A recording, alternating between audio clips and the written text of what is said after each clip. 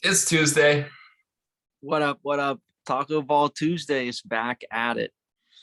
Last week we were in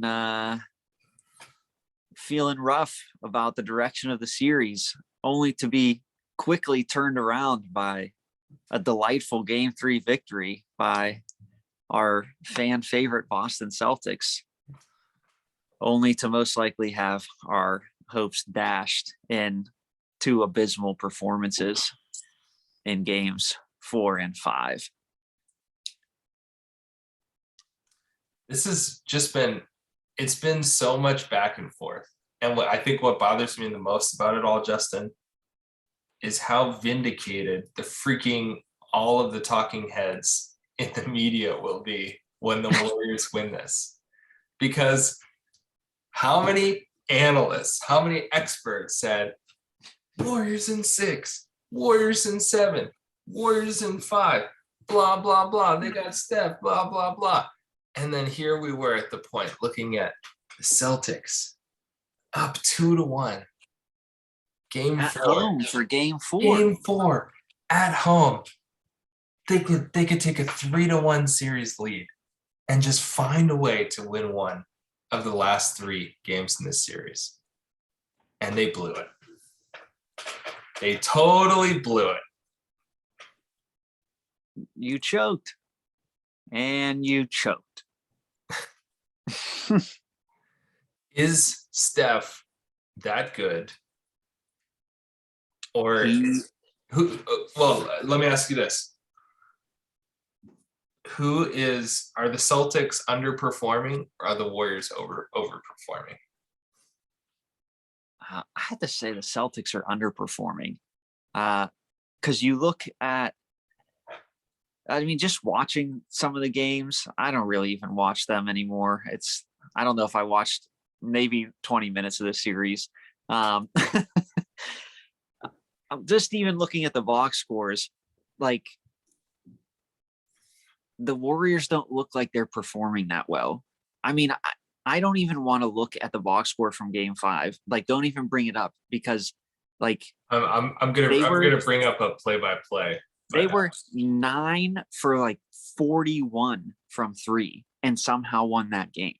Like, Steph had a crazy Game 1 that they lost, right? Yeah. Okay. Yeah. And then he had a crazy Game 4, which is what they needed to win one game. Other than that, he's been average in terms of Steph ability, right? So he did enough to win them one game. Well,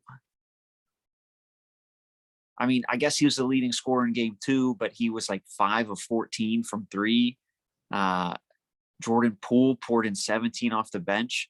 Tatum has not looked good on the offensive end. He's, by the end of the game, he's tallied like 25, 26, 28 points, but like he hasn't given you a performance where it's like, okay, he's going to get it. And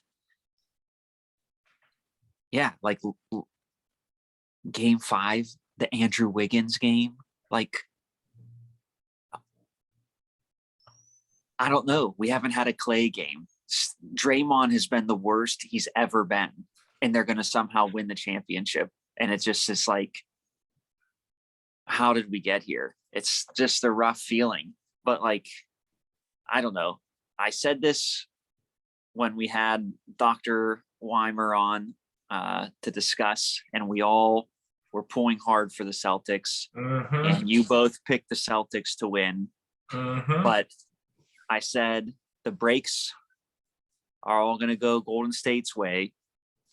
The gravity of the experience and the Steph Curry force is going to allow Golden State's extra players to have a big game here and there that's needed, whereas Peyton Pritchard is a bum. Grant Williams is a bum. Derek White streaky. is a bum. Al Horford had one good game. Done. Robert Williams, what's he done? I feel like nobody is stepping up on Boston. Like, I don't know how they're keeping games close because their defense, I guess, has been so good. I mean, you hold Steph to like 0 of 9 from 3 and you lose the game. Like, Well, it was like they sold out so hard to shut down Steph, and other guys stepped up and contributed. Like Wiggins went off. but that's the thing. Like, he didn't even have over more than 30 points, right? So, like, how has Tatum and or Brown not been able to get going? One word: How are they not turnovers. How are they not able to target Steph? And you said they're going to put a target on his back. They're going to target Clay. They're going to target Jordan Poole, worst defenders. And that their offense is abysmal. It's horrible. Yes. It's not enjoyable basketball to even watch. It's just like the turnovers, the slog, the grind of it. I'm like, what little I have watched has not even been good quality basketball. I feel like it's just, I think the stage, perhaps not too big, but bigger than they were ready for. First trip to the NBA finals, that'll get you. Relying on a bunch of guys who never even really played in the playoffs, have no names that anybody recognizes. First year coach in Boston, new coaching staff. Getting schooled by Steve Kerr, who's coached in 5 of these as a head coach, who's coached as, I think, an assistant coach under Pop in some, and played and won 5 of them himself, right? So, see, what pains me the most about all this, Justin, number one is that I agree with you. But number 2 is the fact that I feel like these were all points made to why the Warriors would win when the series started. And I didn't want to believe it. They were points made, and you know who made them? I made them. But here's the thing. I put my hope in the Warriors not winning because I wanted to see the script finally flipped. I wanted to see Draymond exposed. I wanted to see Clay, I wanted to see Boston play a more physical game and punch the Warriors in the mouth. And they did that. Game 1, maybe game 3 that they won. But those 2 showings, I don't know. Those 2 showings were the only times, and particularly game 1, because I think game 3 was actually ended up being pretty close until like the last few minutes. I can't talk right now, Esther. Okay, cool. Thanks. Good night. Bye. So,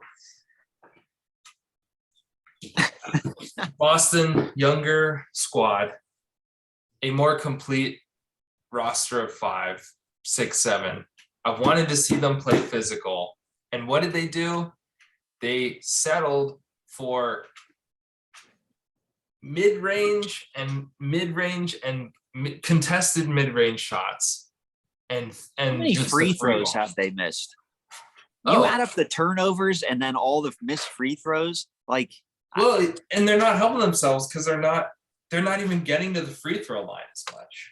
And then with the few times like Tatum, it literally seems like Tatum gets to a point in the game where he's like, all right, I'm going to shoot a contested mid-range jumper, or I'm just going to bulldoze my way into the lane and try to flail for a call. Like it just pains me to see how much are they exhausted? Do they just run out of gas? Are they they've just looked so overwhelmed. And there was such a brutal stretch. I wasn't pulling up the box score, but I was trying to pull up this rundown of how atrocious their start to the 4th quarter was. Because the 4th quarter, what, Celtics were like up one last night, right? They were. I feel like fourth quarter was either a tie ball game or it's like a 1 point lead. And I think in the next 8 minutes, Boston scored 5 points and had like ridiculous number of turnovers. It was pitiful.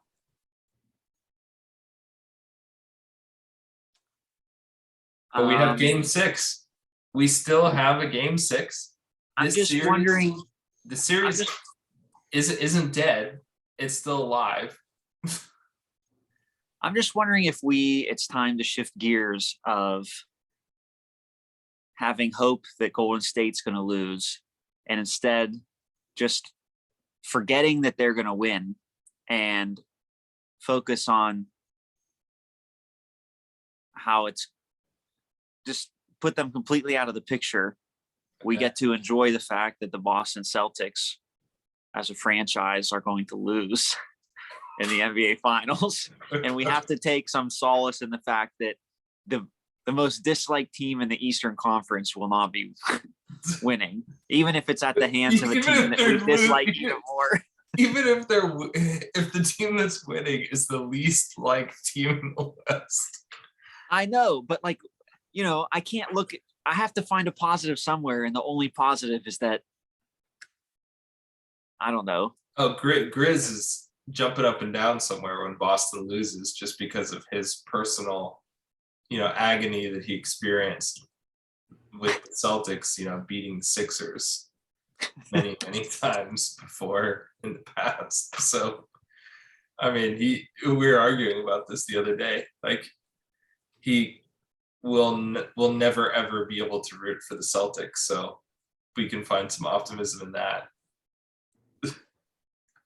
I wonder how he'd feel if Joel Embiid got traded to the Celtics. Oh my gosh. Identity crisis. But this, I'm still trying to find a positive in this. Because I just don't have a personal, connection to reason to hate the Celtics, but it just bothers me when the Warriors win this series. It's going to be all that dynasty talk. It's going to be all this Warriors could win without KD. Well, there's another positive right there. Okay, KD continually getting clowned. Further clowning of Kevin Durant. More clowning of Kevin Durant. Yeah, what are some other positives we can go here? Oh, another positive is Eastern Conference low. Eastern Conference, what a joke. Western Conference is best.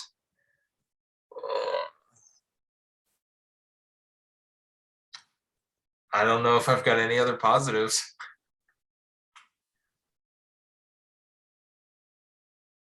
That's all I got. Any chance Boston turns this around? Do we see a game 7 even? Yeah. We're seeing a game 7. I think we see a game 7.